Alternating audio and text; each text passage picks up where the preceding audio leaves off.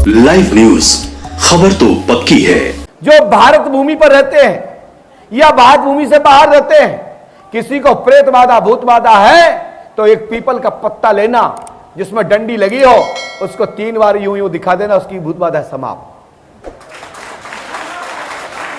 और यदि किसी को पढ़ाई में दिक्कत हो रही है, याददाश्त में कमजोरी है, तो उस पीपल के पत्ते पर मात्र परमात्मा का, श्री राम जी का स्मरण करना, माता सरस्वती का स्मरण करना और उस बच्चे को एक ताबीज बना करके हाथ में बांध देना, उसको सरस्वती प्रकट हो जाएगी, उसका दिमाग विकसित हो जाएगा। और यदि घर में किसी प्रकार से नांग या सर्प से कोई दर्द दिखाई दे रहा है, कष्ट हो रहा है, बार बार काट रहा है, या घर में कोई नांग या परेशान कर रहा है, तो वही पीपल के पत्ते को अपने द्वार पे बांध देना, चौखट पर। तुम्हारे घर में बसेड़ा ऐसा कोई भी कीड़ा, जहरीला जीव आपके मकान में प्रवेश नहीं करेगा।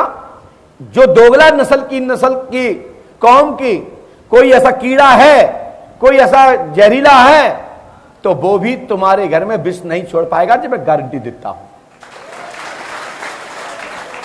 जैसे मोर पंख के विषय में बताया जाता है, जिसके घर में मोर पंख होती है उसके घर में सर्प नहीं आता है, जिसके घर में मोर पंख होती है उसके घर में सर्प नहीं आते। उसी प्रकार से पीपल का पत्ता जिसके घर में द्वार पे टंगा हुआ है, पुड़िया में या नारियल के साथ में या किसी ताबीज के रूप में, तो आपके घर में ऐसा कोई भी जहरीला कीड़ा प्रवेश नहीं कर पाएगा। कोई भी कीड़ा, कोई भी सर्प, कोई भी नांग आपके घर में प्रवेश नहीं कर पाएगा। यदि कोई दोगली नस्ल की कोई ऐसी है जो आन और दुहाई नहीं मानती, तो वो तुम्हारे घर में विष नहीं फैला पाएगी, जो मैं गारंटी देता हूं। ऐसा हमारे ये पुरानी पद्धतियां हैं जो हमारे पूर्वजों के द्वारा, हमारे ग्रामवासियों के द्वारा, हमारी पूर्व माताएं बहनों के द्वारा जो प्रथा चली आ रही थी, वही प्रथा को अब मिशन आ गया है कि घर घर छोटे छोटे टोटके, छोटे छोटे उपाय, जिसमें मंत्र जंत्र नहीं करना, कोई पूजा पाठ नहीं करना, सरल तरीके से उपाय पहुंचा देना, ये पंडोकस सरकार के दरबार का संकल्प। और आपको छोटे छोटे यंत्र, तंत्र, मंत्र, तंत्र, जंत्र, टोटक, टाऊ इत्यादि विधि को बता करके आपको घर बैठे छोटे मोटे जानकार बना रहा हूं। एक नारियल घर में टांग लेना मात्र अपने इष्ट के नाम से, आपको मान के चलिए तुम्हारे घर में भूत बाधा नहीं घुस पाएगी।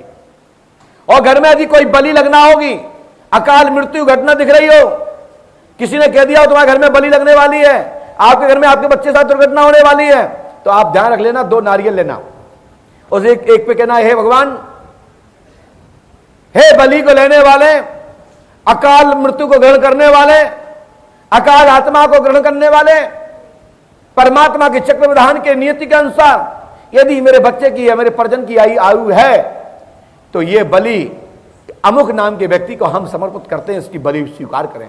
और तत्काल में अमुक पुरुष के नाम से उसका हाथ लगवा करके उसको तोड़ दें, आपके घर की दुर्घटना टल जाएगी। ये कई जानकार लोग इसका फायदा उठा रहे हैं। आजकल बड़ी प्रथा बनी है, चल गई है, घर घर भभूति बांटने की। वो भभूति नहीं है, वो राख है, राख। हाथ लगाने से वो भभूति नहीं बन जाती, जिसमें कम से कम गायत्री मंत्र का आहुति ना दी हो, नवग्रह की आहुति ना दी हो, जिसमें 10 महाविद्याओं की आहुति ना दी हो, किसी देवी देवताओं का अनुष्ठान ना किया गया हो, तो वो उसकी बगैर भस्म के भस्म भभूति नहीं बनती। और जितने आजकल ये भभूति बंटवा रहे हैं या बांट रहे हैं, ये सब मान के चले दुकानदार लोग हैं। दुकानदार घिराक पनपा रहे हैं और भीड़ जुटाने के लिए और लोग तमाशा देखने के लिए और चमत्कार हो जाए, इसकी चक्कर में लाखों लोग परेशान हो रहे हैं और पैसा बर्बाद कर रहे हैं, धक्के खा रहे हैं, और कई लोगों की तो इंस्पॉट मृत्यु हो जाती है। ऐसे भभूति बांटने वालों लोगों के लिए मैं कहता हूं, ये नौटंकी बंद करो, नौटंकी बंद करो।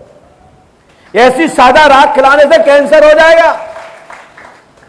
इसलिए यज्ञ की अनुष्ठान की भभूति छनवाइए और उसको वितरित कराइए, तो मैं गारंटी देता हूं वो भस्म का काम करेगी। जैसे लोह भस्म, स्वर्ण भस्म है ना, चांदी भस्म, अन्न भस्म, उसी प्रकार से यज्ञ भस्म भी होती है। अथर्ववेद के अंतर्गत मैं बोल रहा हूं।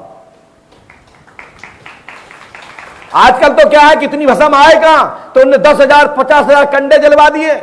मौका पड़ा तो बगल का एक भूरा उठाया, छनवाया और पुड़िया बनवाई और किसी से बंटवा दिया, बोले बाबा की भभूति है। उससे मरोगे नहीं तो क्या होगा। इसलिए ये तो देख लो, भभूति भी खाने के पहले एक बार भभूति को खुशबू लेके देख लो कि इसमें घृत की खुशबू आ रही कि नहीं आ रही, इसमें तिल चावल की। हमारे यहां जो औषधि उसमें यज्ञ के अनुष्ठान में डाली जाती हैं, अगर तगर नगर मथा पत्थर फूल जटामासी इत्यादि, यदि उसमें खुशबू आती है, जैसे सब्जी की खुशबू आती है ना, ऐसे भभूति की खुशबू आती है। अच्छे अच्छे पक्के पकवानों की खुशबू आती है ना, ऐसे भभूति की खुशबू आती है। राख को मत खाइए, राख को खाओगे तो फेफड़े में इंफेक्शन हो जाएगा। जल लीजिए, भभूति लीजिए, मंदिरों की जाकर भभूति लीजिए, यज्ञ कुंड की भभूति लीजिए और किसी साधक से भभूति लीजिए, आपको भभूति मिल जाएगी। आजकल तो भभूति लाखों पुड़ियां बनवा करके वितरित करा जा रही हैं, घर घर दुकानें चलाई जा रही हैं, जिससे कि कोई 2 रुपया, कोई 5 रुपया, कोई 10 रुपया, कोई 50 रुपया, कोई 100 रुपया डालेगा और लोगों को लगेगा अरे साहब महाराज जी मुझे इतने बहुत चाहते हैं, घर घर भभूति बंटवा रहे, भभूति नहीं बंटवा रहे, जहर बंटवा रहे, जहर। इससे बचो।